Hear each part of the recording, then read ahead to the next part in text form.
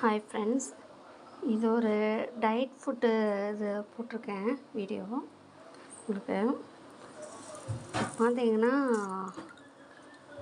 கருப்பு கவுனி அரிசி, அப்புறம் ராகி, கம்பு, கோதுமை, இந்த 4ம் போட்டிருக்கேன் இதில்.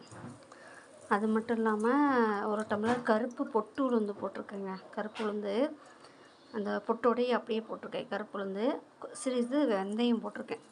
நம்ம எப்பயும் ஒரு டம்ளர் அரிசிக்கு இட்லி ஆட்டை தோசைக்கெல்லாம் அதே மாதிரி. ஆனால் இது ஒரு டயட்டு உணவுங்க. டயட்டுக்காக ரெடி பண்ணியிருக்கிறோம்.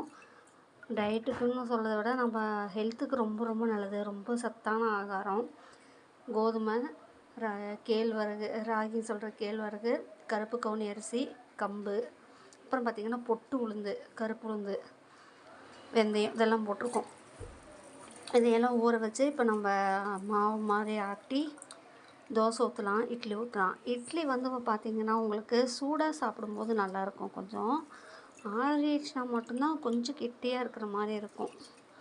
இதை ஏன்னா நான் வெள்ளை அரிசி எதுவுமே சேர்க்கல பாருங்கள். வெள்ளை அரிசியை நான் சேர்க்க கிடையாது. இட்லி அரிசியும் சரி, ஸ்டோர் அரிசி, வெள்ளை அரிசி பொறுத்த வரைக்கும் எதுவுமே சேர்த்துல. இந்த 4 மட்டும்தான் போட்டிருக்கேன்.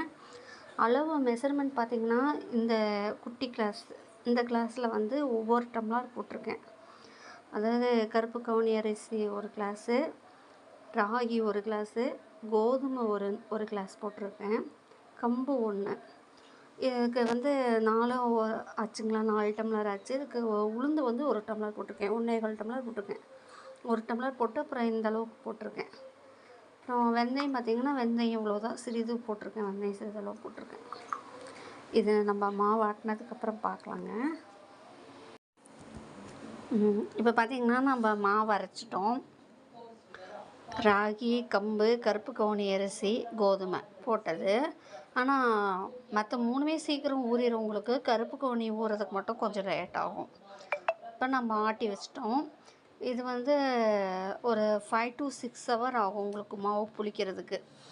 நம்ம அதுக்கப்புறம் தோசை ஊற்றிக்கலாம், இட்லி ஊற்றிக்கலாம். நான் ஃபஸ்ட்டே உங்களுக்கு சொன்னேன், இட்லி ஊற்றும் போது இட்லி கொஞ்சம் லைட்டாக ஹார்டாக இருக்கும் அப்படின்ட்டு. சூடாக சாப்பிட்டுக்கலாம். சூடாக இருக்கும்போது நல்லாயிருக்கும். ஆறிடுச்சுனா தான் கொஞ்சம் லைட்டாக ஹார்டாக இருக்கிற மாதிரி இருக்கும் உங்களுக்கு. ஏன்னா நம்ம இட்லி அரிசி எதுவும் சேர்த்துல, வெள்ளை அரிசி எதுவுமே சேர்த்த கிடையாது. இது மட்டும்தான் போட்டிருக்கோம். இது நல்ல ஒரு டயட்டும் கூட. இன்னொன்று பார்த்திங்கன்னா ஹெல்த்துக்கு ரொம்ப ரொம்ப நல்லது உங்களுக்கு. தோசை ஊற்றி நம்ம பார்க்கலாம். இந்த பாருங்கள், மாவு பாருங்கள் எவ்வளோ உப்பி பொங்கியிருக்குங்க பாருங்கள்.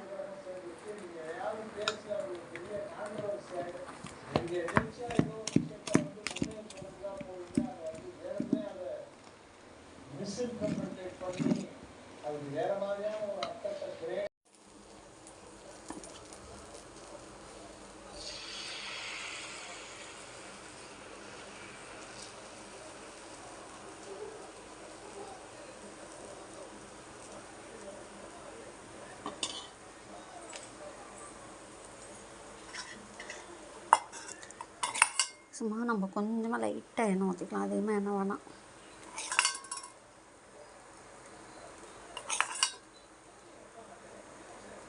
போதும்.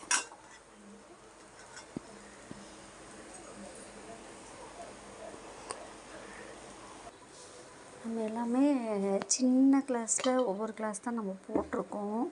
மாவு பார்த்திங்கன்னா இதே பார்த்திங்கன்னா எவ்வளோ மாவு ஆகிடுச்சு. உங்களுக்கு வேணும்னா கம்மியாக கூட போட்டுக்கலாம். நம்ம இதே மெஷர்மெண்ட்டில் நீங்கள் ஃபஸ்ட்டு கம்மியாக போட்டு கூட செஞ்சு பார்க்கலாம். நல்லாயிருக்கும். ரொம்ப ஹெல்த்தியான ஒரு தோசை, இட்லின்னு வைங்களேன். செம்ம டேஸ்ட்டாக இருக்கும்.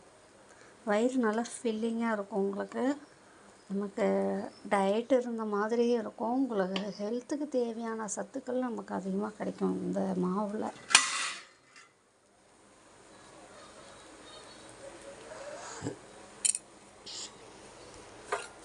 தோசையும் பார்த்திங்கன்னா சூப்பராக நல்லா வரும் தோசை. நமக்கு அரிசி மாவு சேர்த்துனா, இட்லி அரிசி மாவு சேர்த்துனா தான், இல்லை ஸ்டோர் அரிசி சேர்த்துனா மட்டும்தான் தோசை வரும் அப்படின்லாம் இல்லை. தோசை அருமையாக வரும் உங்களுக்கு. நல்லா செம்ம டேஸ்ட்டாக இருக்கும் உங்களுக்கு சாப்பிட்றதுக்கும்.